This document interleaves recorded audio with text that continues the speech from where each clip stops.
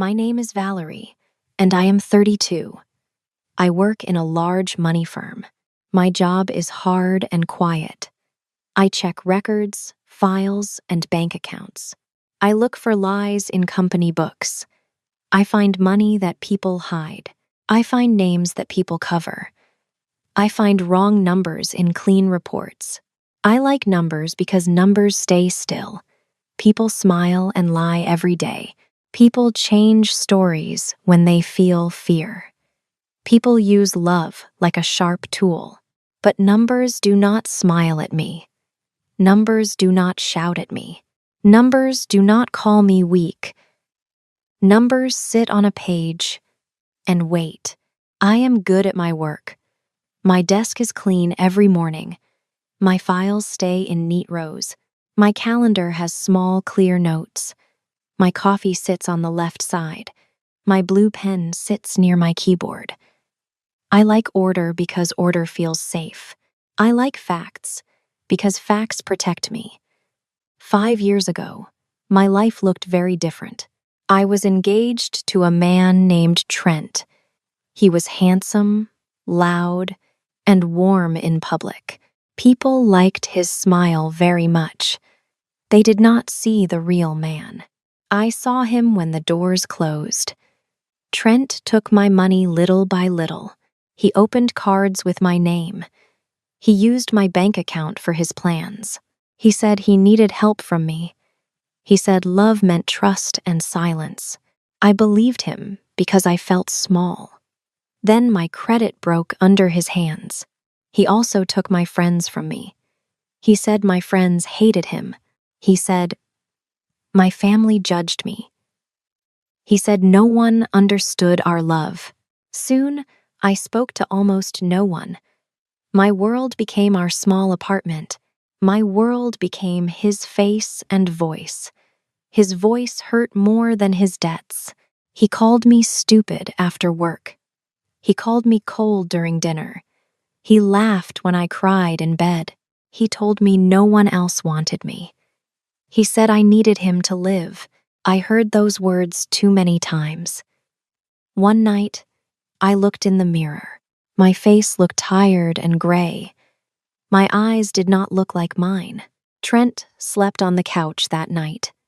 His phone fell near his hand. His wallet sat open on the table. The apartment smelled of beer and fear. I packed one small black bag. I took 2 shirts and 1 dress. I took my work papers and passport. I took $23 from my drawer. My hands shook, but I stayed quiet. The door made a small click. I walked down 3 flights of stairs. I did not look back once. After that night, life felt hard. I slept on a friend's old couch. I worked late and ate cheap food. I paid one old debt each month. I called banks and fixed reports. I wrote dates in a small notebook. I rebuilt my name 1 line at a time. It took 5 long years. I studied after work every night. I passed tests and took better jobs. I got my license and guarded it. I moved into a clean apartment. I bought a bed with my own money. I paid every bill on time. Then I got this job. The firm sat high above downtown. Glass walls showed the city below. My office had sun each morning. My name sat on a silver door. I became a senior forensic accountant. I solved problems that scared rich men. I did not date much. I did not trust fast smiles. I did not let people close quickly. Some people called me serious. Some people called me cold. I did not care about those words. I knew what peace cost me. On that Monday, the day started normal. The sky looked pale through the glass. I reached my desk before 8. I checked my mail and opened files. A big fraud case needed my eyes. I had 3 accounts to review. I expected a quiet, clean day. At 9, my manager called us together. The whole office moved into the main room. People held coffee. and spoke softly. The partners stood near the front wall. Their faces looked tight and bright. That meant bad news or big news. One partner raised his hand for silence. He said a private group bought our firm. He said the change meant growth. He said no one should feel fear. His smile did not reach his eyes. Another partner spoke after him. She said a new CEO would lead us. He wanted to meet every team today. He came from finance and private money. He had strong plans for the firm. People around me started to smile. A few clapped in a polite way. I did not clap at first. I watched the partners and their hands. I watched the legal team near the door. They looked too quiet for good news. My stomach felt tight for no clear reason. Numbers made sense, but then the elevator gave one soft sound. The silver doors opened beside the room. A man stepped out with two assistants. He wore a dark suit and shiny shoes. His watch flashed under the white light. His smile spread across the room. My hand froze around my coffee cup. The room did not move for me. I knew that face at once. I knew the mouth and the eyes. I knew the careful, pretty smile. I knew the man under the suit. It was Trent. For 1 second, I felt 27 again. I felt the old apartment around me. I heard his voice in my head. I smelled beer, soap, and old fear.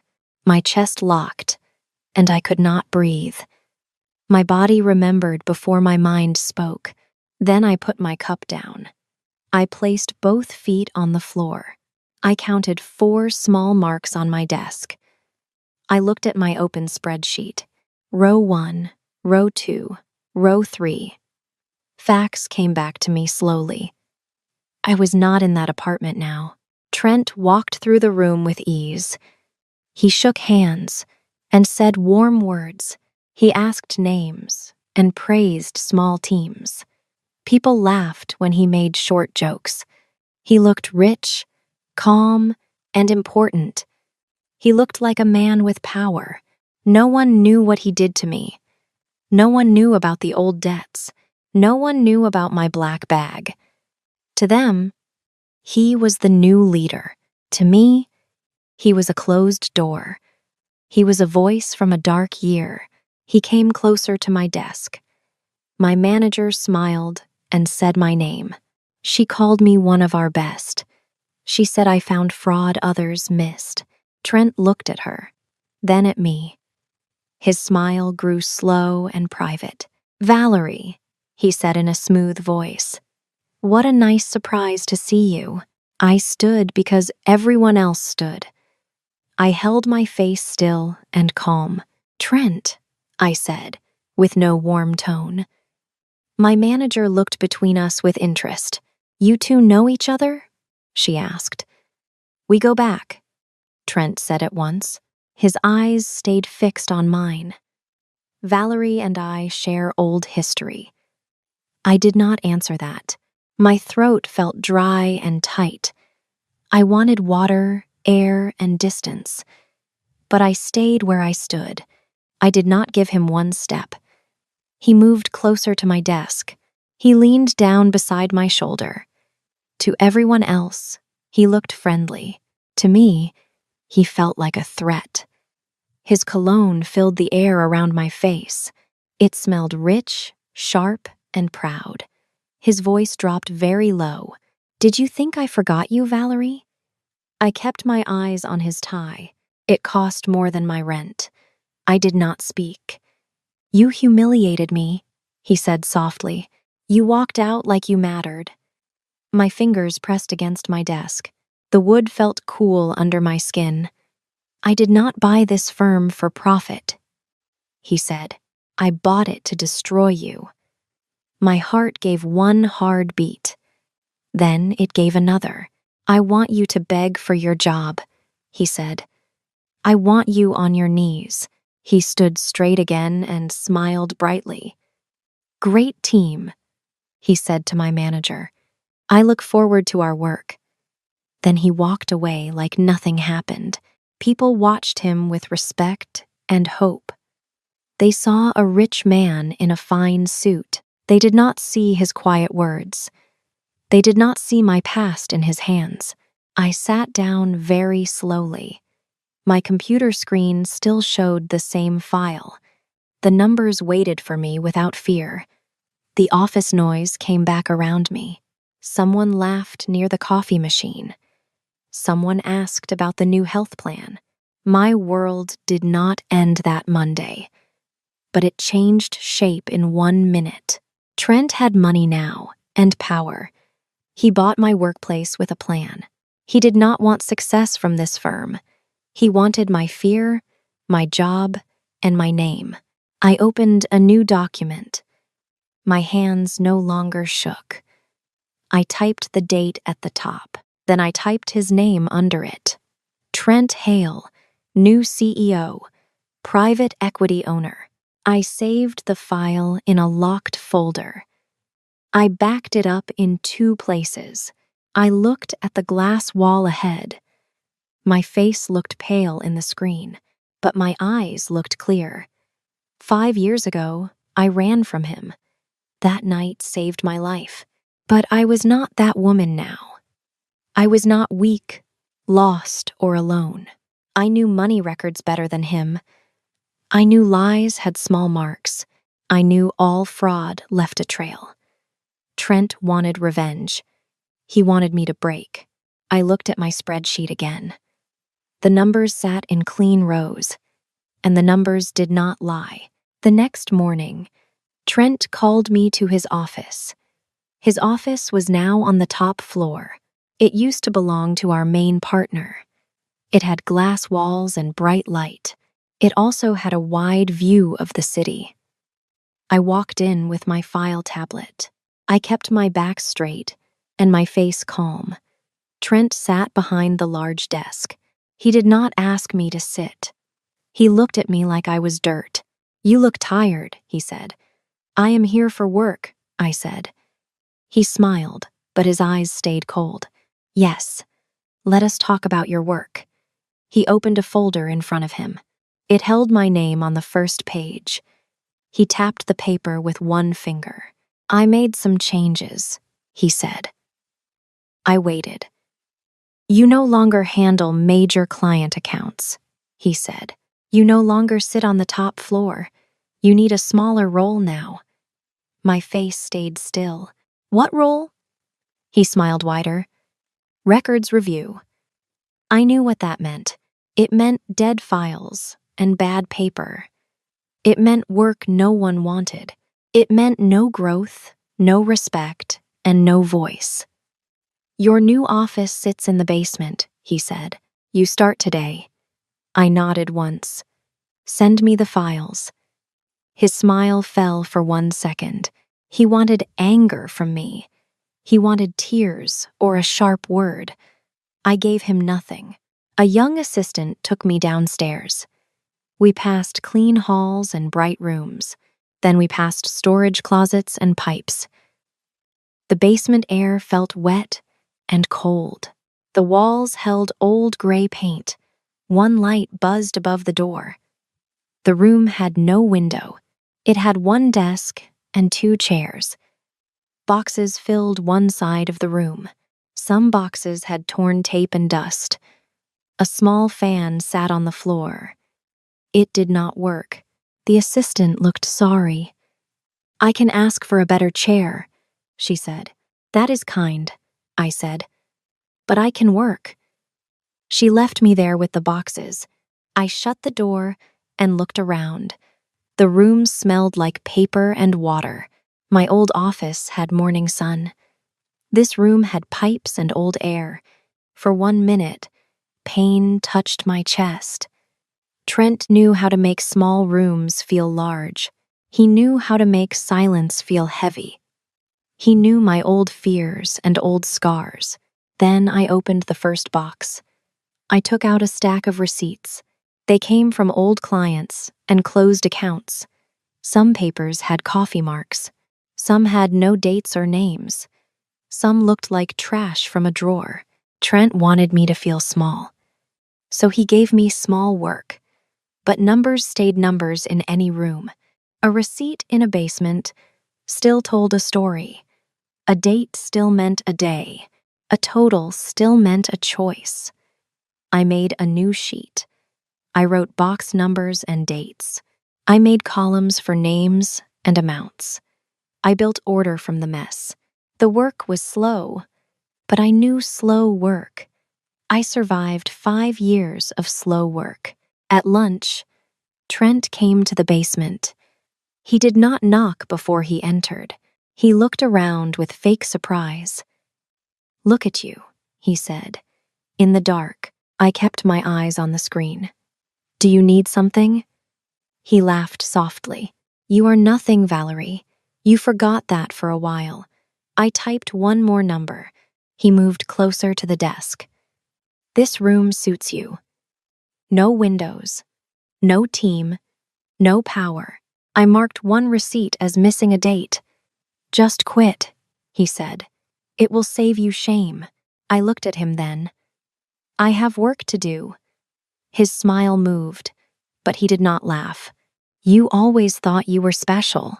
"No," I said. "I know I am useful." His face changed for 1 second. Then he turned and left the room. The door shut hard behind him. He came again the next day.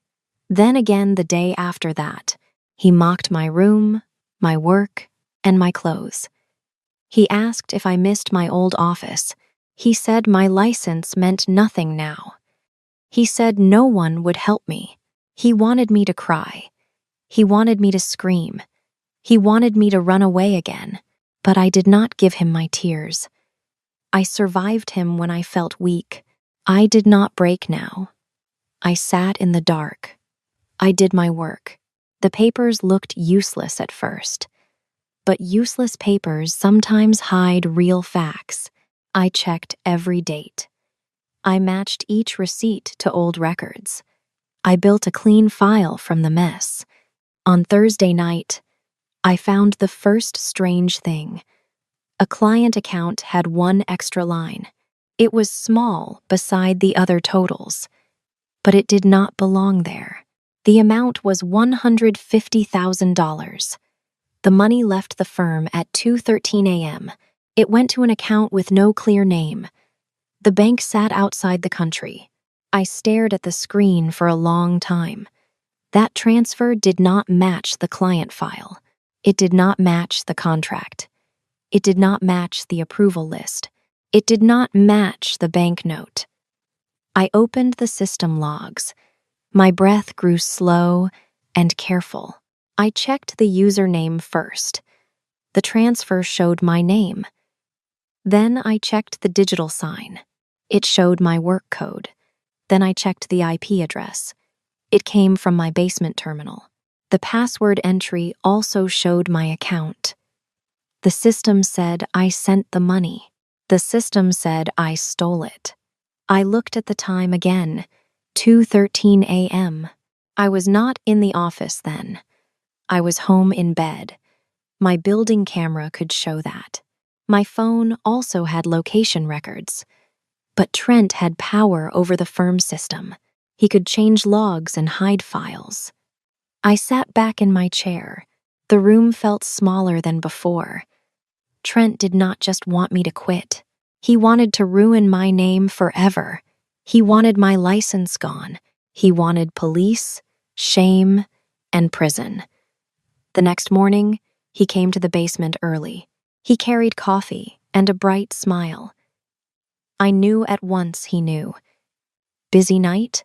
he asked. I looked at him. "No." He placed the coffee on my desk.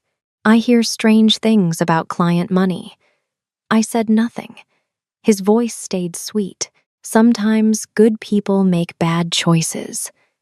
I looked at the cup. I did not touch it. He leaned on my desk. "A transfer left this office. It had your name, your password, and your sign." I kept my hands still. "That sounds serious," I said. "It does," he said. "The board hates theft. Police hate theft. The license board hates theft too. He watched my face with hunger. He wanted fear. He wanted proof that his trap worked. I hope you can explain it, he said. For your sake. I opened a file and looked away. I explain numbers every day. His smile died. He picked up the coffee again. You really should beg now. I turned one page on my desk. I have work to do. For a long second, he said nothing. Then he left. The door closed, and my body finally shook. My fingers felt cold. My mouth felt dry. Fear came, because fear was honest. I knew what he planned. He planned to call police. He planned to show the logs. He planned to point at me and smile. But fear did not get the last word. I looked again at the transfer. I looked at the fake trail. I looked at each field in the system. Trent made one mistake. He thought I was just his ex.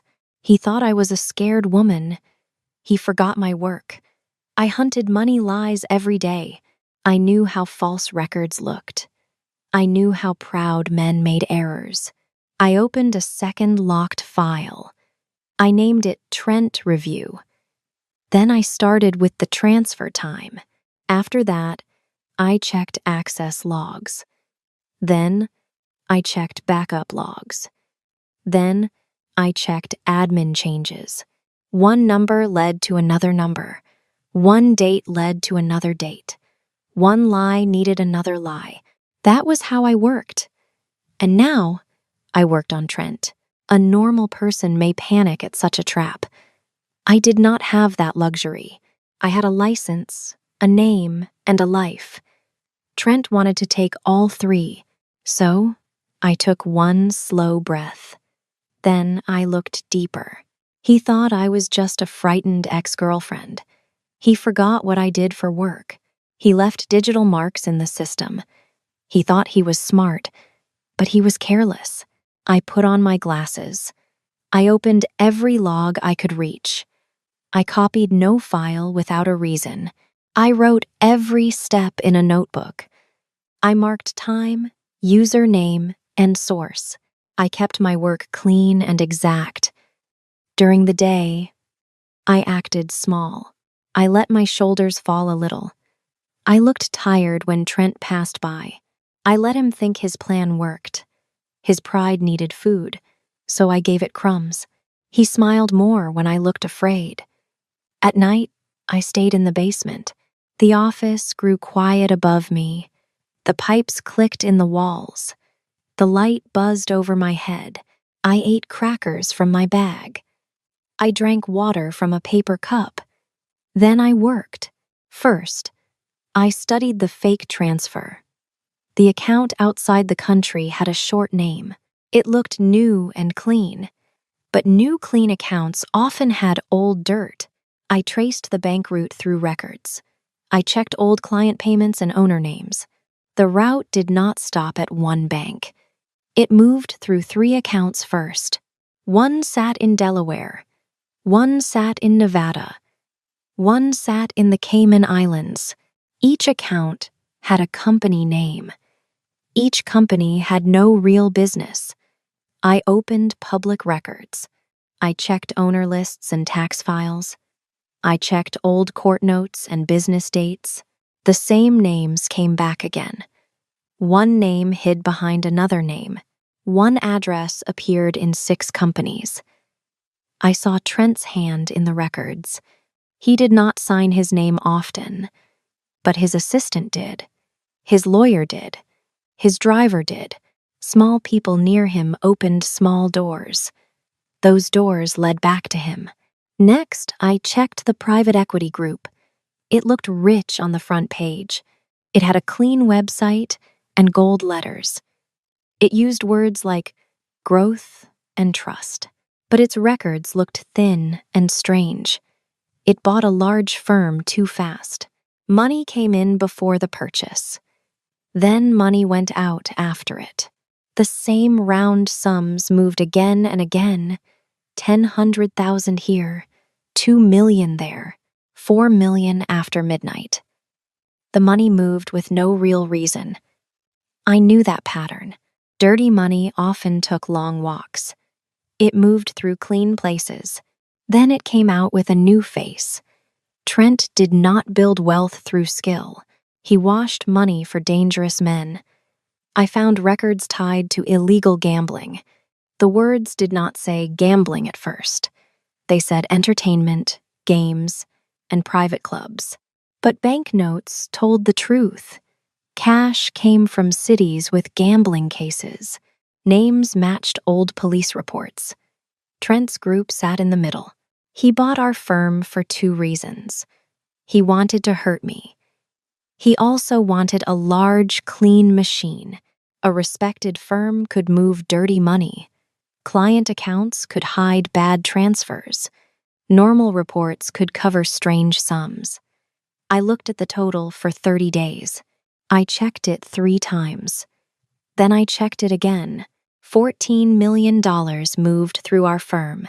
It passed through client accounts and shell companies.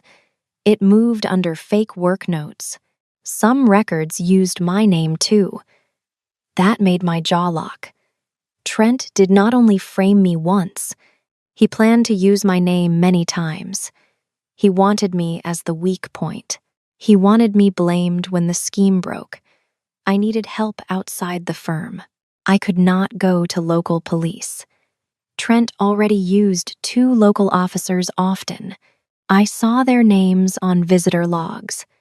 They came to his office twice that week. Maybe it meant nothing. Maybe it meant enough. So, I called a federal agent I trusted. His name was Daniel Vance. He worked in financial crimes at the FBI. I knew him from an old case. We helped close a large fraud file. He was calm, smart, and careful. I called from a payphone near my apartment. My voice stayed low. "Agent Vance, this is Valerie Moore." He knew my name at once. "Valerie, are you safe?" That question told me he heard my tone. "For now," I said, "I need a quiet meeting." He did not waste words. "Where?" I chose a small diner outside downtown. It had old red seats and weak coffee. No one from the firm went there. We met at 9 that night. I sat in the back booth. I kept my bag close to my side. Vance arrived in a gray coat. He looked around once before he sat. He did not touch my hand. He did not ask too many questions. He waited because he knew my work. I placed 2 encrypted drives on the table. Then I gave him a short printed summary. It had dates, accounts, and amounts. It also had Trent's name at the top. "Your new CEO?" Vance asked. "Yes." "Your ex?" "Yes." His face changed a little, but not much. He stayed steady, and I needed that. I spoke for 20 minutes. I explained the purchase, the basement, and the fake transfer. I showed how Trent used my password. I showed the admin access change. I showed the money route through 3 accounts. Then I showed the $14 million total. Vance read in silence. His eyes moved fast across the pages. He checked the account maps twice. Then he looked up at me. "He messed with the wrong woman," he said softly. For the first time that week, I breathed fully. "This looks strong," he said, "but we need more." "I know," I said. "I can get more. No risk without purpose," he said. "You understand?" "I understand." We built a plan that night. It was simple and careful. I would keep acting afraid at work. I would not warn the board yet. I would collect clean records only. Vance would get federal support and warrants. He would check bank links from outside. For 1 week, I lived 2 lives. During the day, I sat in the basement. I let Trent call me nothing. I let him believe I was near collapse. He smiled when I jumped at sounds. I made sure he saw fear on my face. At night, I made the case stronger. I found fake invoices and false client notes. I found repeated digital signs from my account, but the times did not match my life. I found system entries from Trent's office. He copied my sign from there. One file gave us the last key. Trent's assistant sent a hidden report by mistake. It listed all planned transfers for the month. My name appeared beside 3 of them. The next transfer was $3 million. The note said, "Use VM again." I sent it to Vance with one line. He plans more. Vance called me 10 minutes later. "We move Friday," he said. Friday was also Trent's day. He sent a company email that night. Every worker had to attend a meeting. The board would sit in the main room. The subject said, "Integrity and Trust." I almost laughed when I read it. Then I printed the red folders. Each folder held the same facts, one for each board member, one for the legal head, one for the partners, one for me. At home, I chose my navy suit. I placed it on the chair. I cleaned my shoes and packed my bag. I slept only 3 hours. But my mind stayed clear. Trent thought Friday belonged to him. He did not understand the numbers. Friday morning came with bright sun. I reached the firm at 8. The lobby looked clean and cold. People spoke in low voices. Everyone knew the meeting felt serious. Nobody knew why. I wore my navy suit. I pinned my hair back. I carried the red folders in my bag. My face looked calm in the elevator glass. My heart beat hard, but steady. Fear sat with me, but facts sat closer. The main boardroom had glass walls. It sat at the center of the top floor. The long table shone under white lights. Board members filled one side. Partners filled the other side. Staff stood along the walls. 2 local police officers stood near the door. I knew Trent wanted a show. He wanted me in handcuffs before everyone. He wanted shame to fill the room. He wanted a crowd for my fall. Trent stood at the front. He wore another dark suit. His face looked sad and noble. He held a folder in one hand. He looked at the room with slow care. "Thank you all for coming," he said. "This is a hard day for me." No one moved. "I believe in trust," he said. "I believe in honesty and clean work." I watched his fingers on the folder. He tapped it twice. That meant he felt pleased. "I also believe in justice," he said, "even when it hurts." He turned his head toward me. His eyes met mine. His mouth made a small smile. Then he faced the room again. "Our firm suffered a serious crime," he said. "A client account lost $150,000. Quiet shock moved across the room. "I checked the logs myself," he said. The truth hurt me deeply. I almost admired his acting. Almost. He lifted the folder. The transfer used Valerie Moore's password. It used her digital sign. It came from her terminal. People turned toward me. My manager put one hand over her mouth. The legal head looked at the officers. One board member shook his head. Trent looked sad again. "Valerie worked here with trust. So this breaks my heart." He pointed at me. "Valerie stole the money," he said. "Officers, please arrest her." The 2 officers moved one step forward. The room seemed to hold its breath. Trent looked at me with joy under his mask. He wanted me to beg in that moment. I did not beg. I stood up slowly. My chair made a small sound. Every face turned fully toward me. My hand stayed steady on my bag. I took out the red folders. Before the officers act, I said, the board needs facts. Trent's smile froze. I walked to the table. I placed one folder before each board member. Then I gave one to the legal head. I kept the last one in my hands. Trent spoke fast. "This is not your meeting." I looked at him. "It became mine when you used my name." The room stayed silent. I faced the board. "I did not steal $150,000. Trent laughed once. "The logs show it." "Yes," I said. "The fake logs show that." His face changed.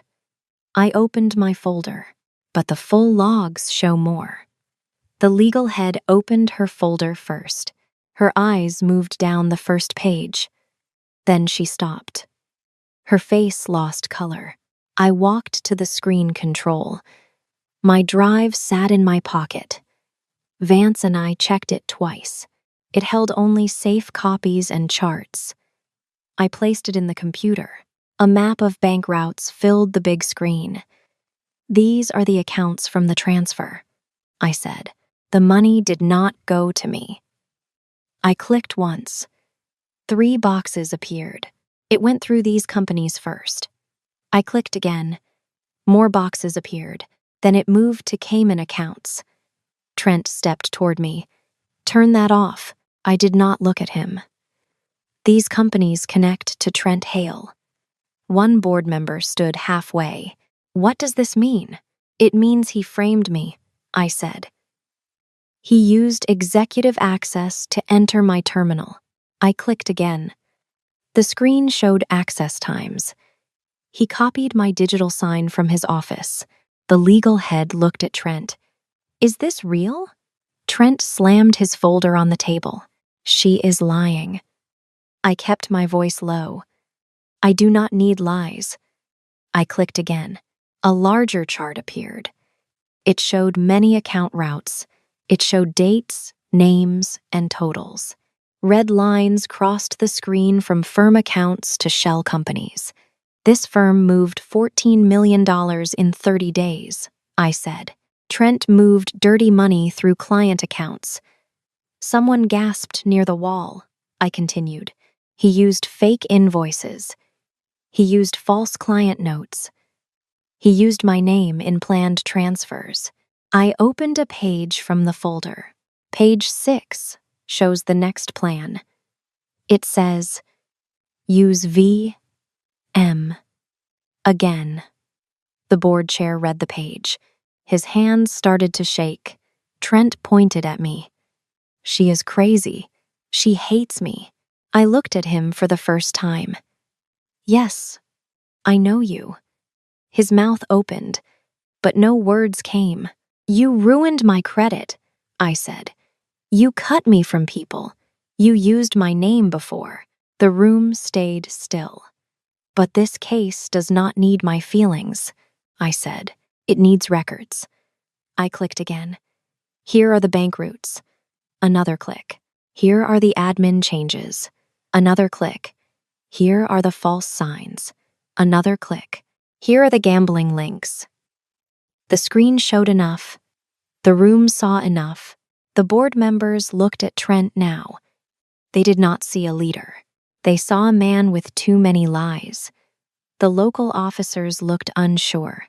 One whispered to the other. They did not move toward me anymore. Trent's face turned white. Sweat touched his upper lip. His eyes moved from the door to the screen, then from the screen to me. "You think you won," he shouted. "You are still nothing." I closed the folder in my hands. "No, Trent." I took one step closer. "I am a forensic accountant." He tried to laugh, but it sounded wrong. "You are my angry ex." "I am the person who checked your math," I said. That made the board chair look down again. He understood before Trent did. The boardroom doors opened behind us. Every head turned at once. Special Agent Vance walked in first. 6 federal agents came in behind him. They wore dark jackets and calm faces. Trent stepped back. "What is this?" Vance looked at me for one short moment. Then he faced Trent. "Trent Hale," he said, "you are under arrest." The room went silent again. Vance continued. "The charges include money laundering, wire fraud, and extortion." Trent looked at the local officers. They did not help him. Then he looked at the board. They looked away from him. At last, he looked at me. His eyes no longer held power. They held fear. It was pure and helpless. "This is her fault," he shouted. "She set me up." Vance moved closer. "Your records set you up." 2 agents took Trent's arms. He pulled back once. Then he stopped. His fine suit looked small on him now. The watch still shone under the lights. But no one cared about the watch. As agents placed cuffs on him, he stared at me. I walked to him slowly. I did not smile. I did not raise my voice. I gave him only one quiet sentence. "You wanted revenge, Trent. But I just did my job." His mouth twisted with hate. "Enjoy prison," I said. The agents took him through the open doors. Workers moved aside in silence. Trent shouted once in the hall. Then the elevator doors closed. His voice disappeared with him. No one spoke for several seconds. Then the board chair stood. He looked old and tired. "Miss Moore," he said, "we owe you more than words." I nodded. "Start with the clients." He understood. "Yes, we start there." The next months were not easy. Federal agents filled our offices often. Clients called with fear and anger. The board removed Trent's people. The firm checked every account again. I worked long days and longer nights, but I did not work from the basement. My desk returned to the top floor. Then my name moved to a larger door. The partners asked me to lead the clean audit. I accepted because the firm needed facts. 6 months later, the partners made me partner. They held a small meeting for it. My manager cried when she hugged me. The board chair thanked me again. I thanked my team because they worked hard. That night, I had dinner with Vance. We sat in a quiet place near the river. The table had one candle and white plates. He did not ask me to be soft. He did not ask me to forget. He listened when I spoke. He respected every quiet pause. My life felt peaceful that night. Not perfect, but peaceful. I had my name, my work, and my home.